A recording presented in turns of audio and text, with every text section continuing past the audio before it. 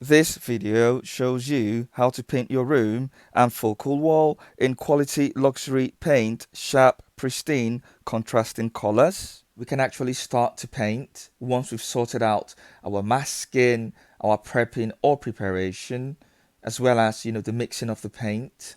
So first, I will be targeting the awkward angles, around the skirting, the recess of the window, at the corners in the ceiling, and around the door frame, around switches, around sockets, those angles or those corners, where, the corner roller cannot relatively hit, I will use my paintbrush to get in there, okay? And so first, I am, running through with the paintbrush around the corners of the skirting. Just imagine, the paintbrush coming all the way down to the skirting, the circular part of the nap or the corner roller wouldn't, really get into this sharp 90-degree angles, okay? And so this is where the angle cut paintbrush comes in handy. So here I am using the 2-inch slanted angled brush to paint underneath the window stool. And as you can see, at the right angled complementary angles, I have got, the painter's frock tape there, and I've also got a polythene film sheet, that's been used to cover the window stool, okay? And that's because I do not want paint to get on the window stool. Again, I have used frock tape on the inside of the window's recess, and that's because I want to minimize the impact of the eggshell yellow paint, that's been painted on the outside of the window's recess. I want to minimize the impact, on the inside of the recess, and that's because if I get, the yellow eggshell paint spilling over or latching onto the inside of the window's recess and it cures, it can be quite difficult to get it off because, you need to sandpaper it. And even if you decide to paint over it, say for example with a different eggshell paint or with a matte paint, you will still see visible lines, and that's because, as the name implies, eggshell, it can be very shelly in its appearance. If it's painted over, you will definitely see the line. So just be careful about how you let paint spill from one end to the other. But it's quite very good quality paint, looks absolutely brilliant, and you can easily clean over. So it's got its pros and it's got its cons, and I love eggshells, okay? The next step of the process would be to extend the paint application, behind the radiator. So dislodge the radiator from its 4 supporting brackets. They are pretty much sat on the hook, so just dislodge the radiator, okay? And make sure you support it at the bottom, okay, with, a support that, reaches the clearance from, the bottom of the radiator to your floor. If you haven't got an adequate support, you could use your paint tin, as long as, it meets the height clearance. And whilst painting, you can use your other hand to support your radiator. That is if your radiator, install or it's fixed onto, the bracket, them 2 brackets that you see here in this fashion. It is important that you adequately support your radiator, as you do not want to break, them wires that were assembled on the radiator, that emanates, from the wall. And so pretty much once you're done, painting behind the radiator, install your radiator back onto them 4 hooks. You've got 2 at the top and 2 at the bottom, okay? The next step of the process would be to paint around corner sockets and corner switches.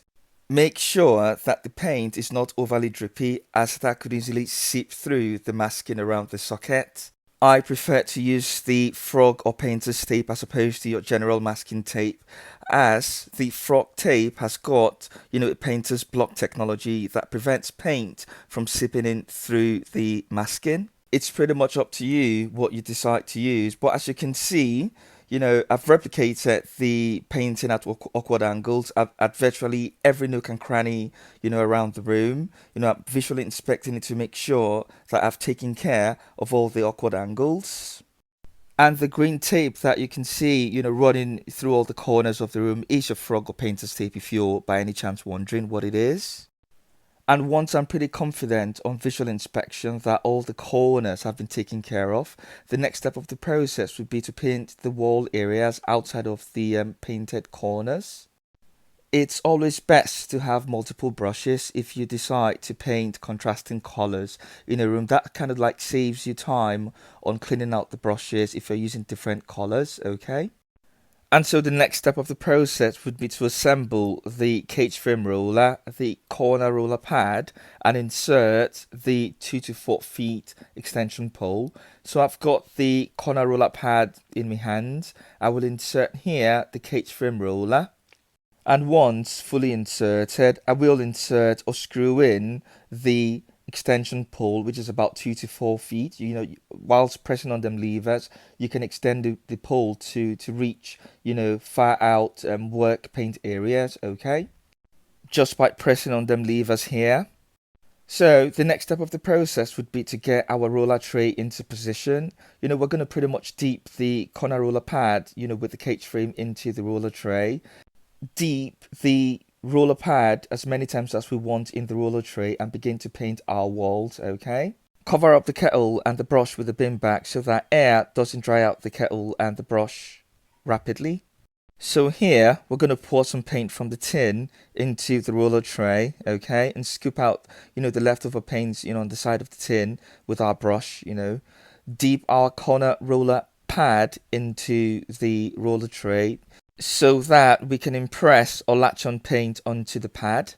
If it is a brand new pad, it's always best to, you know, soak your pad in soapy water and make sure that you drain out the water. Make sure that the soapy water is quite damp on the pad, okay? Before you impress or latch paint onto the pad.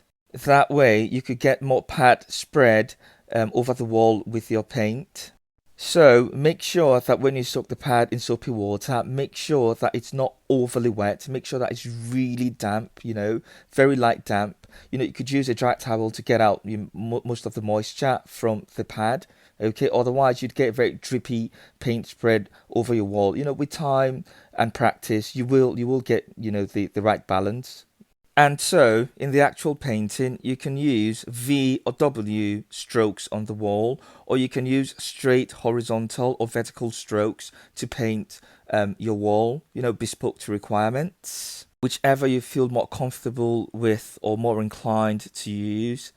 An overly wet pad could leave runny lines over your wall. Okay, when painting, you could see, you know, the drips or the lines, you know, running down on your wall. Okay, so it's important to strike that very good balance. It's important to make sure that your pad is not very wet, you know, when you're applying paint onto the wall with your roller. If you're not able to strike a good balance using soapy water first on your pad before painting, you know, you could use your pad directly into the paint to minimize the runs. So once we're done painting, you know, the next step would be to visually inspect all awkward angles that have been painted, and, you know, also the areas that we've painted outside of the awkward angles. You know, look for any spotting, look for any unpainted areas, and, you know, paint over them. So typically after the first coat, I have waited for about 4 to 6 hours before applying, you know, the second coat. So 1 base coat and 2 overcoats, okay? You know, spread out at intervals, okay? You know, when you run the first coat, you know, it necessarily doesn't look brilliant, but, you know, subsequently, when you overcoat the base coat, you know, it comes out brilliantly, okay? You can also wait at least 3 hours to recoat your paint or primer if it is water-based. And waiting for a day or 24 hours is best for oil-based paint and primer. The next step of the process would be to take off the painters or frock tape at a 45-degree angle, 90 degrees from the left extension of your fingers and 45 degrees from the fold of the tape. Taking off your frock tape or painter's tape erratically could leave a grotesque finish, which could leave you blooming with indignation, or having a go at your suppliers that quality, time and cost have been compromised. If you present a grotesque finish to your customers, their comments may be filled with resentment or pejoratives. So it is absolutely crucial that you get it right the first time. But not to worry, you know, if your paint peels off when taking off the tape, All it means is that you just need to wait for the paint to dry, tape over it, then paint the defective side that has got the paint peeling off, as a result of taking off the tape incorrectly. Sometimes if you take off the tape correctly, the paint still peels off. It might be that the adhesive on the tape is very strong, or that you just had one coat on your wall after it was being primed, so the paint was very weak. It could also mean that water bubbles were present in your tape when it was previously applied. Okay, if your paint peels, you can also get a scraper, sandpaper, a clean cloth, microfiber cloth, with warm water to clean out the area and repaint over it. And you can also patch holes in the wall as well. To see how to do this, click on the link in the description to see how to repair walls and wood. And so I like differentiating colors at the corner of the wall, and you can see at the window recess, I've differentiated colors, which is the yellow and the white. Okay, so this room will be painted yellow, grey and white, and the reason why I've included white, which is a neutral color, is to bring out the brilliance. If I just paint it yellow and grey all through, it would hide the brilliance of the yellow and grey color. Just a personal opinion. But when I introduce a neutral color like white, it brings out the brilliance. It also brings out the confines of the color. It makes the color stand out and more defined. For me, you can't go wrong introducing a touch of white in your painting, as it makes painting more aesthetically pleasing. Just a personal opinion. You don't have to do it. Okay, as different strokes for different folks. And so the next step of the process would be to paint the focal wall in Diamond Eggshell Grey. As you can see, I have allowed the yellow wall to dry or to cure, taped over it, and so I will be painting the focal wall Diamond Eggshell Grey. And so this is where your tray liner comes in handy. If you've used a yellow color already, clean out your tray. But if you've used the liner, just dispose of the liner and pour your paint into a new liner. Here, I have cleaned out the roller tray, and I will be infusing some grey eggshell paint into the tray. As you begin, to brush stroke the corners, between, the yellow wall and the white wall, you will get some splattering of grey paint, that comes onto, your yellow wall. Get a damp microfiber cloth and clean as quickly as possible, okay, if you've got any splattering. If you haven't got a microfiber cloth, improvise by using a damp rag, okay? And as you can see here, this is what I mean by splattering. You've got great paint that's latched onto the yellow paint. You don't want, those visible spots, on your yellow wall. Finish off, the socket corners if you've got any sockets on your feature or accent or focal wall. The next step would be to inspect the defined or contrasting lines between the yellow and the grey wall. Look out for any paint crossover. Mask around the defective lines. Ensure that you place the frock tape on either of them dry walls, depending on where you're redressing, okay? In this instance, I want to correct the non-conforming lines on the grey wall, so I've placed the frock tape on the yellow wall. Paint over the gaps whilst ensuring a straight line, and also paint over the remaining wall area outside of them awkward angles, as done before. Take off the frog or painter's tape, look out for non-conforming straight lines. Repeat and reproduce the process by redressing with frock tape in tiny little segments, and paint over the defective lines till they conform with respect to straightness. The next step would be to visually inspect, your painting, ensure that it is aesthetically pleasing, and also ensure that your lines are pristine, that you're not getting any patch, no spots, and give it that professional touch by paying attention to minute details. The devil is in the detail when you're painting with multiple colors. If it was just a homogeneous color, you wouldn't be bothered as much with fine lines at every turn, but with, contrasting colors, you have to pay attention, as this is the price you pay for bespoke customer and variant requirements. But, it is always worth it in the end. Don't forget to click on the link in the description for prepping or masking and taking off masking, for paint mixing and painting other variant colors.